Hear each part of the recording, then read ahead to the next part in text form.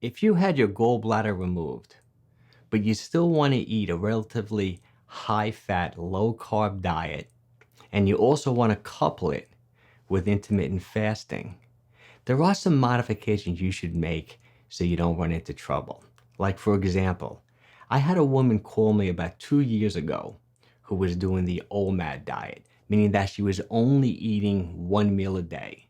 She was fasting for 23 hours, and then within a 1 hour eating window, she was having like a high fat type meal. And she was having a lot of digestive issues.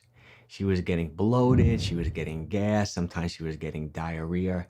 And then when I was speaking to her, she told me that she had her gallbladder removed about 10 years ago. And then the whole thing made sense to me. You see, when you don't have a gallbladder, you have a real hard time processing fat within the body. So what I want to do within this video, first I want to go over exactly how the gallbladder functions within the body.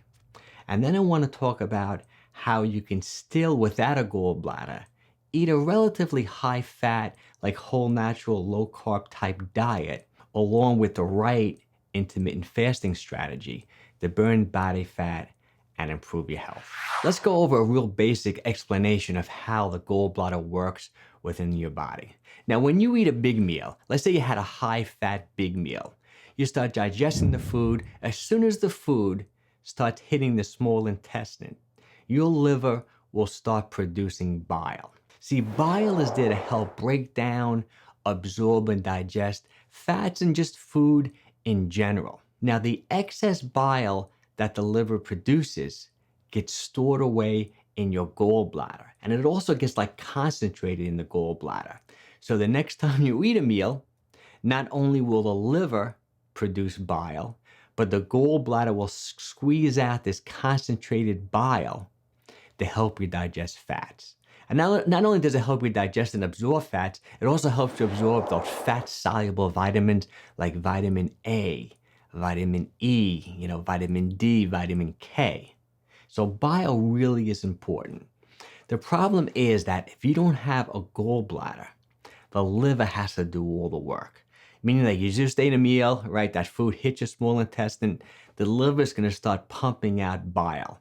Sometimes the liver may produce too much, sometimes the liver might produce too little because it doesn't really have the gallbladder to help it out. And that's why so many people have digestive issues like diarrhea, like gas, like bloating, when they eat like a big high fat meal. It overwhelms your system. That's why the woman who called me a while ago was having issues doing the OMAD diet. It really wasn't the right strategy for someone without a gallbladder to have one big high fat meal. You're gonna run into trouble. So let's say you wanna lose some weight and you wanna burn some body fat. You had your gallbladder removed. I definitely do think that intermittent fasting and like low carb, relatively high fat, whole natural food diet is the way to go.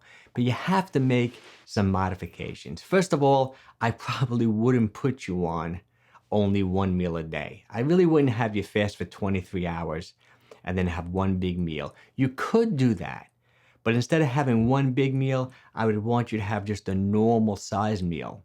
But you have to look at that as being a very low calorie day as part of your whole strategy. So you couldn't do the OMAD diet every single day.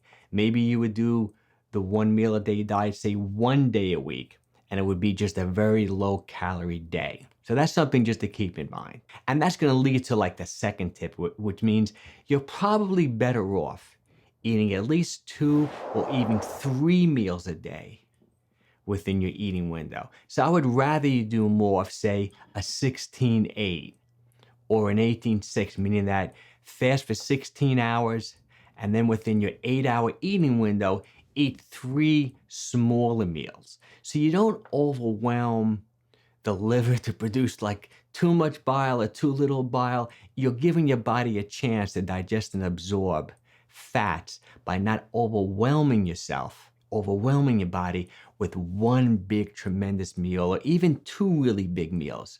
So that's another tremendous tip. If you don't have a gallbladder, you're definitely better off eating 2 or 3 meals a day while you're intermittent fasting.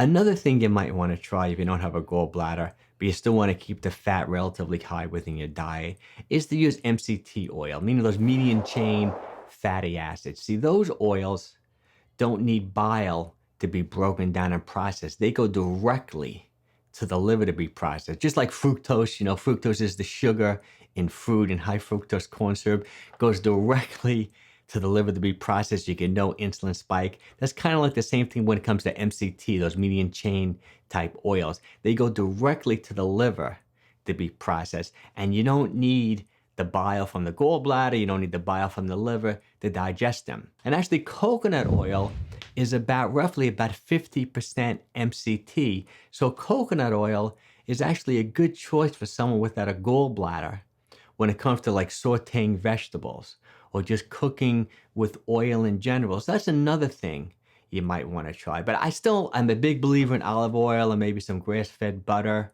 and things like that. You still can do that without a gallbladder, but you just have to spread it out, like I said, with at least 2, preferably 3 meals, and still not overwhelm your system. Another thing you might want to do when you don't have a gallbladder is make sure you're taking in fiber, enough fiber with every meal. See, fiber is just going to slow down the digestive process in general.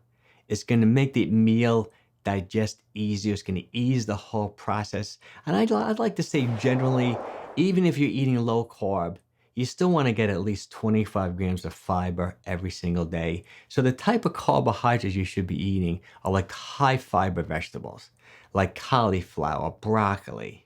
I'm a big believer in eating a rainbow color of vegetables. So if you can eat vegetables or maybe some like low sugar fruits like strawberries, blueberries, raspberries, along with every meal, it's definitely going to help you digest your food. It's going to slow down digestion. It's going to help you if you don't have a gallbladder. Now, another thing you might want to try is to take a supplement, take a digestive enzyme. See, these enzymes are naturally within the body, but just the fact that your liver is doing all the work producing this bile, you can take a digestive enzyme like lipase, that's a real popular one, but just digestive enzymes in general is probably a good thing to take if you don't have a gallbladder. Let's quickly review what we talked about in this video. When it comes to intermittent fasting, if you don't have a gallbladder, you're better off doing, say, 16-8 or 18-6, where you're giving yourself an 8 or a 6-hour eating window, and you're eating at least 2, preferably 3 meals a day, as opposed to doing, say, the OMAD diet, where you're eating one big meal. That's number 1. Number 2, you want to make sure you're taking in enough fiber, about 25 grams a day, so you want to eat a lot of vegetables. Number 3, you may want to start cooking and using MCT oils, those medium chain type oils, easier for the body to process. And number 4, you may want to take a digestive enzyme to help you process the food that you're eating. And here's a 5th tip: make sure you check with your doctor. I'm not a doctor, so whenever you make any big change to your diet, especially if you don't have a gallbladder, check with your doctor, see what he or she says, and follow their recommendations. Now, I also did another video on the gallbladder. For example, if you do have a gallbladder, some people feel that intermittent fasting, like not eating, can lead to gallstones and other issues. I did a whole video about it.